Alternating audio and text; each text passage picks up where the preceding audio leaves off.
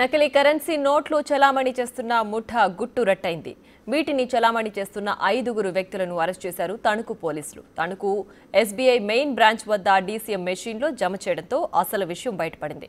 నిందితులను అదుపులోకి తీసుకుని వారి నుంచి 1,67,600 విలువైన నకిలీ నోట్లను స్వాధీనం చేసుకున్నారు.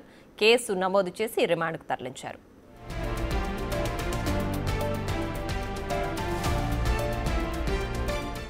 తణుకు పట్టణంలోని ఎన్జీఓ కాలనీకి చెందిన పినిశెట్టి చక్రధర్ గత నెల 15న స్థానిక ఎస్బీఐ మెయిన్ బ్రాంచ్ వద్ద సీడీఎం ద్వారా తన ఖాతాలోకి ₹200 నోట్ల రూపంలో 16,600 నగదును జమ చేశాడు.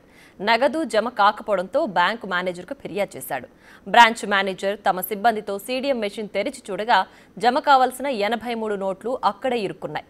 దీంతో అనుమానం వచ్చి పరిశీలించగా నకిలీ కరెన్సీ అని తేల్చి తణుకు పోలీసులకు ఫిర్యాదు చేశారు. తణుకు పోలీసులు దర్యాప్తు చేసి పాలకొల్లు మండలం ఉల్లంపర్రు గ్రామానికి చెందిన ఆడబాల ఆంజనేయులను ముద్దాయిగా గుర్తించారు.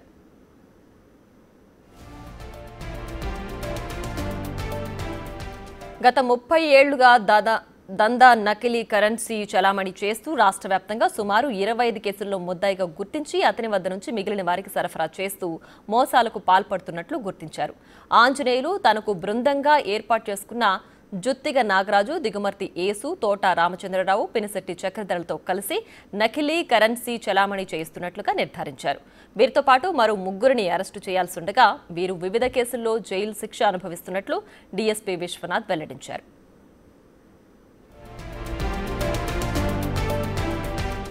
శ్రీనివాసులు అలాగే ఎస్ఐ ప్రసాద్ ఆధ్వర్యంలో సుమారు ఒక 8 మంది కానిస్టేబుల్ ఒక టీమ్గా 2 టీములుగా ఏర్పడి వీళ్ళందరినీ పట్టుకోవడం జరిగింది. అలాగే వీళ్ళ దగ్గర నుంచి సుమారు మొత్తం ఈ ₹200 నోట్లే వీళ్ళు బేసిస్గా పెట్టుకున్నారు, సర్క్యులేషన్ పెట్టుకున్నారు. 835 నోట్లు మొత్తం అంటే ₹1,67,600 విలువ కలిగినవి వీళ్ళ దగ్గర నుంచి సీజ్ చేయడం జరిగింది. వీళ్ళు వచ్చేసి కడియంకు సంబంధించి గతంలో పలు దొంగ నోట్ల కేసుల్లో ఉన్నాడు వెంకటరమణ అనే వ్యక్తి. అతను చనిపోవడం జరిగింది. మన పోలీసు వాళ్ళు అక్కడ కూడా విజిట్ చేసి ఎవిడెన్స్ సేకరించడం జరిగింది.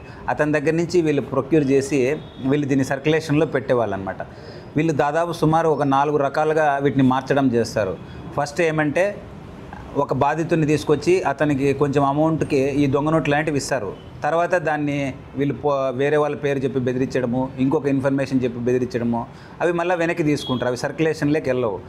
రెండో పద్ధతిలో ఏం చేస్తారంటే వీళ్ళు డెలివరీ ఇస్తామంటారు కానీ ఒరిజినల్ నోట్లు బాధితుడి నుంచి తీసుకొని డెలివరీ పలానా రోజు మీకు దొంగ నోట్లు ఇస్తామంటారు, తర్వాత అవి కూడా ఇవ్వరు. ఇట్లా ఇప్పటి వరకు వీళ్ళు చేసిన మోడస్ ఆపరెండి ఇలా ఉందన్నమాట.